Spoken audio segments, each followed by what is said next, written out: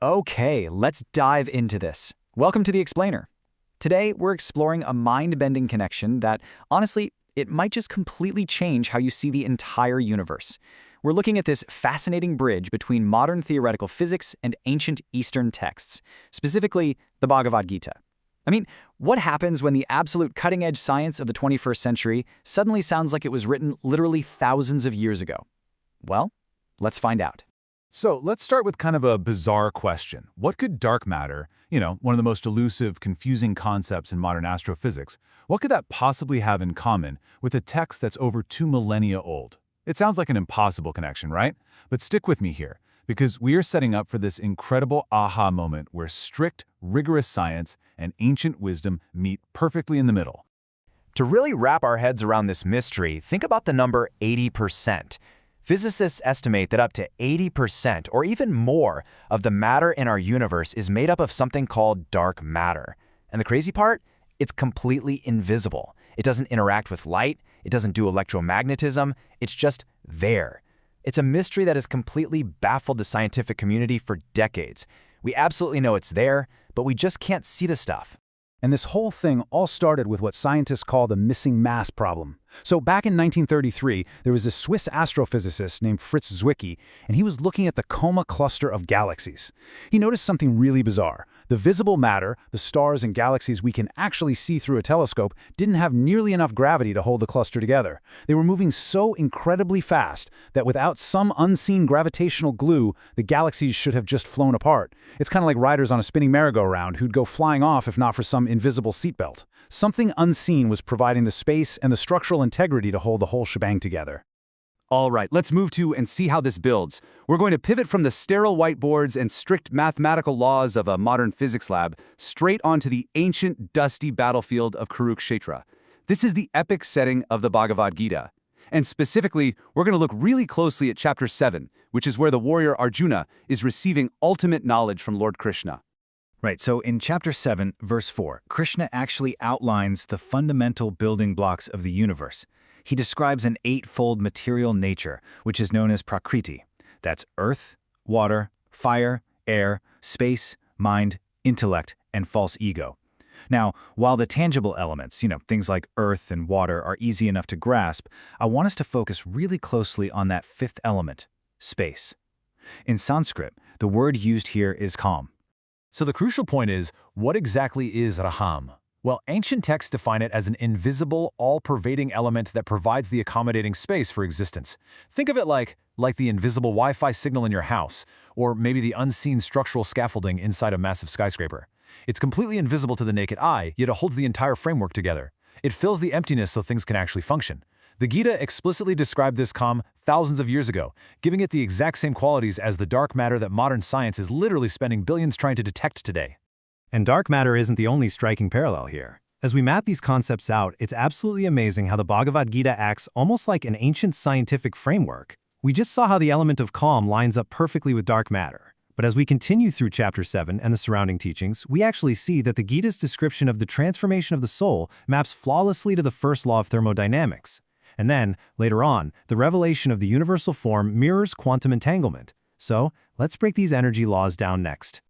Okay, in physics, the first law of thermodynamics is the law of energy conservation. Basically, it states that energy cannot be created or destroyed, it only transforms from one state to another. Let's make this tangible. Think about throwing a log of wood onto a campfire. As that wood burns away, the energy it held isn't destroyed, not at all. It just transforms. It turns into heat, light, and ash. The total amount of energy in the universe remains exactly the same. It just changed outfits. Now bring that scientific law over to the Gita. The text teaches that the soul, or the ultimate essence of life, is completely indestructible. Just as energy shifts from a log of wood into heat and light, the life force simply discards old bodies and transitions into new forms.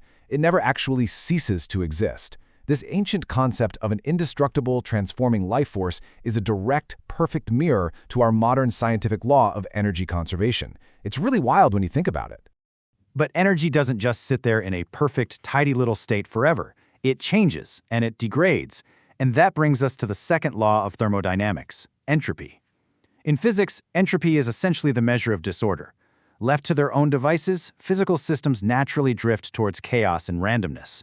Honestly, the easiest way to picture this is to think of a teenager's messy room. Without constant energy and effort put in to clean it up, that room naturally degrades into total disorder over time. Now, let's apply this physical law of entropy directly to the human mind. Just like that messy bedroom, if our minds are left unchecked and just bombarded by constant desires and anxieties, they drift toward chaos and emotional burnout. But the Gita offers a highly practical solution: equanimity and selfless duty. By acting without being emotionally chained to the outcome, a practice of detachment, you stop leaking mental energy. You essentially build what we can call a mental thermos. You become this highly efficient, perfectly balanced energy system that preserves internal order against all the chaos of the outside world. Now, what's really interesting about this slide is that when we push past thermodynamics, things get truly wild. Krishna reveals his cosmic, universal form to Arjuna, demonstrating that all beings, all planets, literally all of existence are fundamentally woven together into one single, unified whole. And in modern physics, we actually have a name for this exact phenomenon: quantum entanglement. If you're not familiar, quantum entanglement is this mind-bending reality where particles remain deeply connected, so much so that the actions of one particle instantly influence another, totally regardless of the physical distance between them. Albert Einstein famously described this as spooky action at a distance because it completely defied classical physics. Yet, here's the Bhagavad Gita vividly recognizing and describing this deeply interconnected universal consciousness literally thousands of years before humanity had the mathematics to prove it. And this brilliantly illustrates this spooky action at a distance through poetry. In chapter 7, verse 7, Krishna says, "Beyond me there is none other, not even a little. Like beads are pervaded by string, all this is in me." What a beautiful metaphor, right? Just like the invisible dark matter holding the galaxies together, this invisible thread holds the universe together. The string pervades the entire necklace, and when you apply your intellect, you realize that the beads and the string are all part of the exact same ultimate reality. But look, understanding these mind-bending physics facts in your head is really only half the battle. Chapter 7 of the Gita is titled Jnana Gyan Jnana Yoga. So jnana refers to intellectual knowledge, reading the texts, understanding the physics, knowing the definitions. But vijnana? Vijnana is realized experience. It's the transition from merely understanding that we are all physically interconnected to actually feeling and living that profound sense of unity in your daily life. It is moving the knowledge from your head right down into your heart.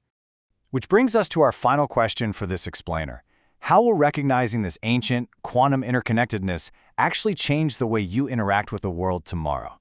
I mean, if you truly are part of the same energetic string as everyone and everything else, why hold on to anger? Why fight the universe's energy laws by clinging to outcomes you literally can't control? I challenge you today to build your mental thermos, stop fighting the natural flow of energy, and really embrace your profound quantum belonging within this incredible universe. Thank you so much for learning with me today.